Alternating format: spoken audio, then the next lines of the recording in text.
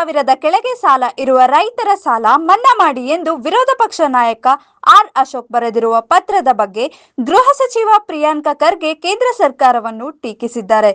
ಬೆಂಗಳೂರಿನಲ್ಲಿ ಮಾಧ್ಯಮದ ಪ್ರತಿನಿಧಿಗಳು ಈ ಬಗ್ಗೆ ಪ್ರಶ್ನೆ ಕೇಳಿದಾಗ ಮೋದಿ ಸರ್ಕಾರಕ್ಕೆ ರೈತರ ಸಾಲ ಮನ್ನಾ ಮಾಡಲು ಹೇಳಲಿ, ಯಾರು ಬೇಡ ಅಂದವರು ಎಂದು ಕೇಳಿದರು. ಕೇಂದ್ರ ಪುರಸ್ಕೃತ ಕಾರ್ಯಕ್ರಮಗಳನ್ನು ವಿಬಿಜಿ ರಾಮ್ಜಿ ಕಾರ್ಯಕ್ರಮಗಳು, ಜಲಜೀವನ್ ಮಿಷನ್, ರೈತ ಸಾಲ ಮನ್ನಾ ಹೀಗೆ ಮೋದಿಯವರ ಹೆಸರು ಇರುವ ಯೋಜನೆಗಳು ಮತ್ತು ಕಾರ್ಯಕ್ರಮಗಳಿಗೆ ನಾವು ಹಣ ಕೊಡಬೇಕು ಅಂತಾದರೆ ಮಾಡೋಣ, ಹಾಗಾದರೆ ಇವರು ಏನ್ ಮಾಡ್ತಾರೆ ಎಂದು ಕೇಳಿದರು.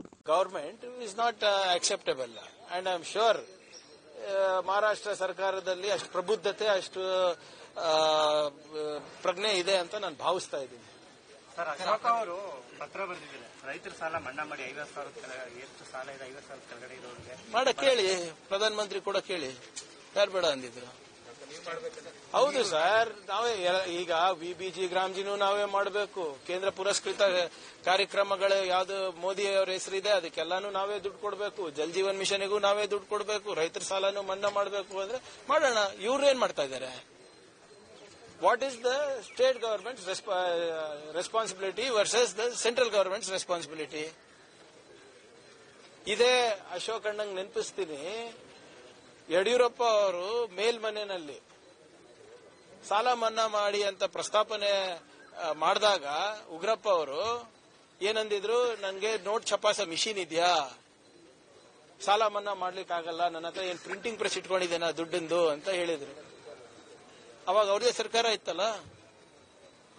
ಬಹಳ ಸ್ಪಷ್ಟವಾಗಿ ಮುಖ್ಯಮಂತ್ರಿಗಳು ಏನ್ ಹೇಳಿದ್ದಾರೆ, ಇನ್ನ ಈಗ ಗ್ರೌಂಡ್ ಟ್ರೂತಿಂಗ್ ಆಗಬೇಕು, ವರದಿಗಳನ್ನ ಸಲ್ಲಿಸಬೇಕು, ದತ್ತಾಂಶಗಳು ಬರಬೇಕು, ಅದಾದ್ಮೇಲೆ ನಾವು ನೋಡ್ತೀವಿ. ಈಗ ಸಾಲ ಮನ್ನಾ ಮಾಡಬೇಕು ಅಂದ್ರೆ ಮಾಡೋಣ, ಬೇಡ ಯಾರಂತ ಇದ್ದಾರೆ. ಆದ್ರೆ ನಿಮ್ ಸಹಕಾರ ಏನಿದೆ, ಅದಕ್ಕೆ ನಿಮ್ ಕೊಡುಗೆ ಏನಿದೆ? ಕೇಂದ್ರ ಸರ್ಕಾರದವರು ಮತ್ತೆ ನಿಮ್ ಎಂಪಿಗಳೆಲ್ಲ ಏನ್ ಮಾಡ್ತಾ ಇದ್ದಾರೆ? ಬರೀ ಮನ್ ಕಿ ಬಾತ್ ಕೇಳಕ್ಕಿರೋದ ನೀವು? ನಾವು ಬಹಳ ಸ್ಪಷ್ಟವಾಗಿ ಮತ್ತೊಮ್ಮೆ ಹೇಳಲಿಕ್ಕೆ ಇಚ್ಛೆ ಪಡ್ತಾ ಇದ್ದೀನಿ, ಮಾನ್ಯ ಮುಖ್ಯಮಂತ್ರಿಗಳು ಎಲ್ಲ ರೀಜನಲ್ ಹೆಡ್ ಕ್ವಾರ್ಟರ್ಸ್ಗೆ ಹೋಗ್ತಾ ಇದ್ದಾರೆ. ಬರ ಪರಿಸ್ಥಿತಿಯನ್ನ ಹೇಗೆ ನಿರ್ವಹಣೆ ಮಾಡಬೇಕಂತ ಸಲಹೆ ಪಡಿತಾ ಇದ್ದಾರೆ, ವರದಿ ಪಡಿತಾ ಇದ್ದಾರೆ. ಅದು ಏನ್ ಕೇಂದ್ರ ಸರ್ಕಾರದ ಮಾನದಂಡದ ಪ್ರಕಾರ ಡ್ರಾಟ್ ಡಿಕ್ಲೇರ್ ಆಗಬೇಕಾಗಿದೆ, ಅದಕ್ಕೆ ಏನೇನ್ ಬೇಕು ವರದಿಯನ್ನ ಸಿದ್ಧಪಡಿಸ್ತಾ ಇದ್ದಾರೆ. ಅದಾದ್ಮೇಲೆ ತಾನೇ ಇವೆಲ್ಲಾನು. ಮತ್ತೆ ಡ್ರಾಟ್ ಡಿಕ್ಲೇರ್ ಮಾಡಕ್ ಹೇಳಿ ಕೇಂದ್ರ ಸರ್ಕಾರಕ್ಕೆ. ಯಾಕೆ ವಿಳಂಬ ಮಾಡ್ತಾ ಇದೆ? ನಮಗ ಪ್ರವಚನ ನೀಡೋದ್ ಬಿಟ್ಟು ಅಶೋಕ್ ಅವರಿರ್ಬೋದು, ವಿಜೇಂದ್ರ ಅವರಿರ್ಬೋದು, ಕೇಂದ್ರ ಸರ್ಕಾರಕ್ಕೆ ಪತ್ರ ಬರೀಲಿ. ಮಾನವೀಯತೆಯ ದೃಷ್ಟಿಯಿಂದ ತುರ್ತಾಗಿ ನೀವು ನಿಯಮಗಳನ್ನ ಸರಳೀಕರಣ ಮಾಡಿ ಸಡಲ್ಗೊಳಿಸಿ ಬರೋದು ಡಿಕ್ಲೇರ್ ಮಾಡಕ್ ಹೇಳಿ. ಮೆಂಡು ನ್ಯೂಸ್ ನೆಟ್ವರ್ಕ್, ಸತ್ಯದ ಕನ್ನಡಿ.